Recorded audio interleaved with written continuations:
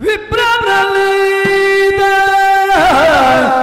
ವಿಪ್ರನಲ್ಲಿದ ಸಾಕ್ಷಾತ್ ಸುಪ್ರಸನ್ನ ಎಂದು ತಿಳಿದೋ ಕ್ಷಿಪ್ರದಿಂದ ಕುಳ್ಳರಗಳ ಸುಪ್ರತಾಪ ಕೊಡಲು ವಿಪ್ರನಲ್ಲಿದ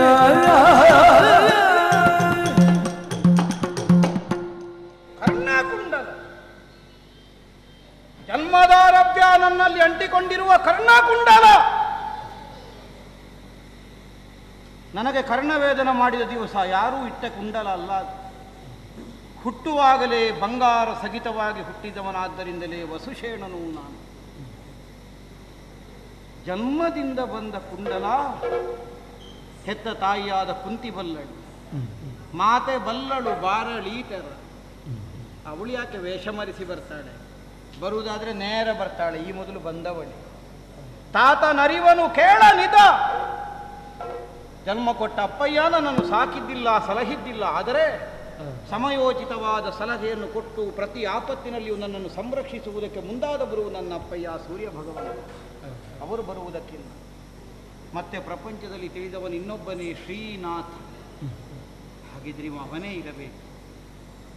ಓಹೋ, ನನಗೆ ಸಾಯುವ ಕಾಲ ಅಂತ ತೀರ್ಮಾನ ಮಾಡಿ ಬಂದಾಗಿದೆ ಅಂತ ಆದರೆ ಮತ್ತೆ ನಾವ್ಯಾಕೆ ಉಳಿಸಿಕೊಳ್ಳಬೇಕು? ಈಗ ಅವ ಕೇಳದೆಯೂ ನಾವು ಕೊಡದೆಯೂ ತೆಗೆದುಕೊಳ್ಳಬಲ್ಲ ಸಾಮರ್ಥ್ಯ ಇದ್ದವನು. ಕೇಳ್ತಾನೆ ಅಂತಾದರೆ ಈ ಜೀವಕ್ಕೊಂದು ಅರ್ಹತೆಯನ್ನು ಅವ ಕಲ್ಪಿಸಿದ್ದಾನೆ ಅಂತ. ಪಾತ್ರಕ್ಕೊಂದು ಅರ್ಹತೆಯನ್ನು ಅವ ಕಲ್ಪಿಸಿರುವಾಗ ಕೊಡದೆ ಉಳಿಯುವ ಜಿಪುಣತನ ನಮಗೆಂತದ್ದಕ್ಕೆ? ಕೊಡದಿದ್ರು ಅಮತೆ ಕೊಡುತ್ತಾನೆ, ನಾವು ಕೊಟ್ಟಾಗಬೇಕಾದದ್ದೇನೂ ಇಲ್ಲ.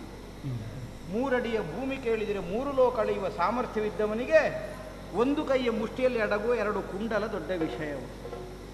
ಹೋಗಲೆತ್ತಾಗಿ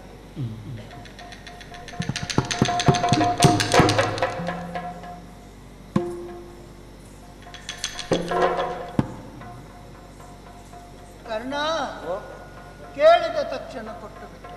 ಹೌದು, ಆದರೆ ನಾನು ತಕ್ಕೊಳ್ಬೇಕಲ್ಲ. ತಕ್ಕೊಳ್ಳಿಕ್ಕೆ ಅಲ್ವಾ ಕೇಳಿದ್ದು? ತಕ್ಕೊಳ್ಳಿಕ್ಕೆ ಹೌದು. ಇಷ್ಟು ನೀನು ದಾನ ಕೊಟ್ಟವ. ಹೌದು.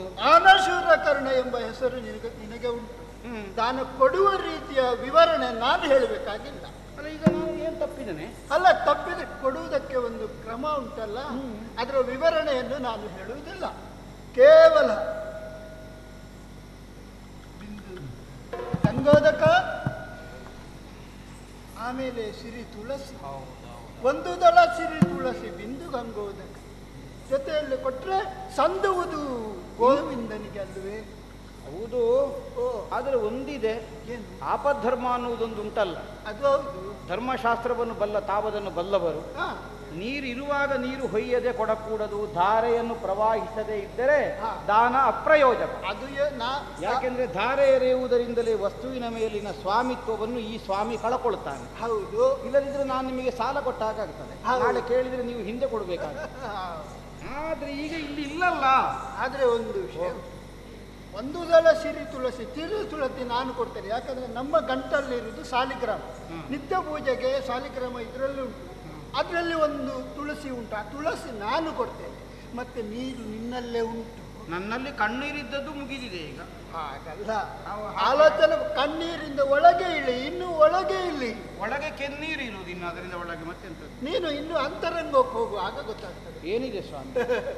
ಕಾಣುದಿಲ್ಲ ನಿನ್ನ ಅಂತರಂಗ, ನಿನಗೆ ಕಾಣುವುದಿಲ್ಲ. ಅಂತರಂಗದಲ್ಲಿ ಇದೆ ಅಮೃತ ಕಲಶ. ಏನು?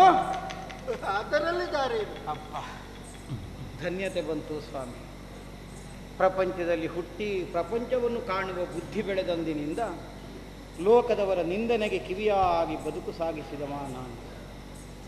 ಎಲ್ಲರೂ ಬೆರಳೆತ್ತಿ ತೋರಿಸಿ ಹೇಳಿದ್ದೊಂದೇ ಮಾತು, ಕರ್ಣನ ಹೃದಯದಲ್ಲಿ ನಂಜು ತುಂಬಿದೆ, ಕರ್ಣನ ಎದೆಯಲ್ಲಿ ನಂಜು ತುಂಬಿದೆ ಅಂತ. ಆದರೆ ತಮ್ಮ ವಿಚಕ್ಷಣವಾದ ಕಣ್ಣುಗಳಿಗಾದರೂ ಖಂಡಿತಲ್ಲ. ಇರುವುದು ಬಹಳವಲ್ಲದೆ ಹೋದರೂ ಅಲ್ಪ ಪ್ರಮಾಣದ್ದಾದರೂ ಇರುವುದಷ್ಟು ಅಮೃತವೇ ಇದೆ ಕರ್ಣನ ಎದೆಯಲ್ಲಿ. ಒಳ್ಳೆಯದು. ನಿಮಗೆ ತಿಳಿದದ್ದು ಲೋಕಕ್ಕೆ ತಿಳಿಲಿಕ್ಕೆ ಬಹಳ ದಿನ ಬೇಕಾಗಲಿಕ್ಕಿಲ್ಲ. ಆಯುಧದ ಮನೆಯಿಂದ ಎದೆಯನ್ನು ಸೇರಿ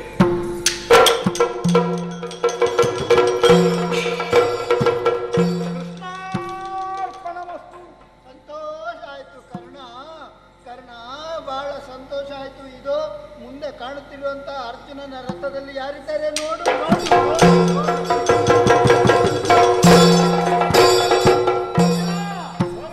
ಹಿಂದೆ ಪರಮೇಶ್ವರ ದೇವರು ನನಗೆ ಪಾಶುಪತವನ್ನು ಕೊಟ್ಟುತ್ತಿರುವಾಗ ಅದರೊಂದಿಗೆ ಪಾರ್ವತೀ ದೇವಿ ಅಂಜನಾಸ್ತ್ರವನ್ನು ಕೊಟ್ಟಿದ್ದಾಳೆ.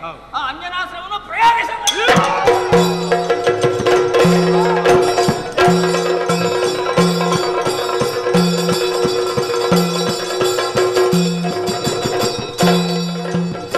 ನಮ್ಮ ಚಾನಲ್ನಲ್ಲಿ ಬರುವ ವಿಡಿಯೋಸ್ ನಿಮಗೆ ಇಷ್ಟ ಆಗಿದ್ರೆ ಲೈಕ್ ಮಾಡಿ, ಶೇರ್ ಮಾಡಿ, ನಮ್ಮ ಚಾನಲನ್ನು ಸಬ್ಸ್ಕ್ರೈಬ್ ಮಾಡಿ, ನಮ್ಮನ್ನು ಬೆಂಬಲಿಸಿ. ಯಕ್ಷಗಾನ ಗೆಲ್ಗೆ.